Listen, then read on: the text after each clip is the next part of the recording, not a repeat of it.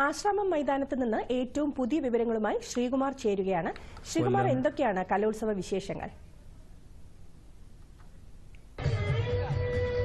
അതിനാ ഞാനിപ്പോൾ നിൽക്കുന്നത് ആശ്രാമം മൈതാനത്തെ മുഖ്യവേദിയായ ONV സ്മൃതിക്ക് മുന്നിലാണ്. ഇവിടെ ഉദ്ഘാടന സമ്മേളനത്തിന് ശേഷം ഇപ്പോൾ മോഹിനിയാട്ട മത്സരം ആരംഭിച്ചു കഴിഞ്ഞിരിക്കുകയാണ്. HS വിഭാഗം മോഹിനിയാട്ട മത്സരമാണ്. 24 വേദികളിലായാണ് മത്സരങ്ങൾ അരങ്ങേറുക. ഇപ്പോൾ തന്നെ എല്ലാ വേദികളിലും ഇന്ന് നടക്കേണ്ട വേദികളിലെല്ലാം തന്നെ മത്സരങ്ങൾ ആരംഭിച്ചു കഴിഞ്ഞിരിക്കുകയാണ്. ഞാനിപ്പോൾ നിൽക്കുന്ന നല്ല നട്ടുച്ച വെയിലത്താണ്. നല്ല സൂര്യൻ അങ്ങനെ തലയ്ക്ക് മുകളിൽ ഇങ്ങനെ അടിച്ചുകൊണ്ടിരിക്കുകയാണ്. അത്ര ചൂടാണ് ഇവിടെ.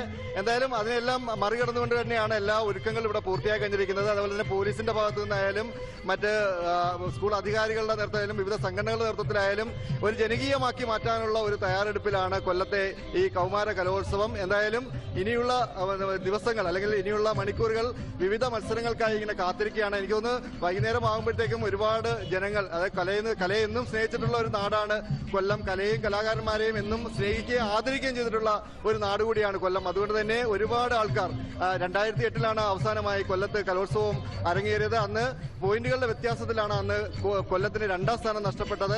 എന്നാൽ ഇക്കുറി അതിനെല്ലാം മെച്ചപ്പെട്ട ഒരു പ്രകടനം കാഴ്ചവെക്കുന്ന പ്രതീക്ഷയിലാണ് കൊല്ലത്തെ ആരാധകർ. എന്നാൽ കോഴിക്കോടും തൃശ്ശൂരും പാലക്കാടും ഒക്കെ നല്ല മത്സരവുമായിട്ടും രംഗത്തുണ്ട്. ഏതായാലും ഈ ഒരു മത്സരം എന്തായാലും ആവേശമാകുന്ന കാര്യത്തിൽ യാതൊരു തർക്കവുമില്ല. ആതിര,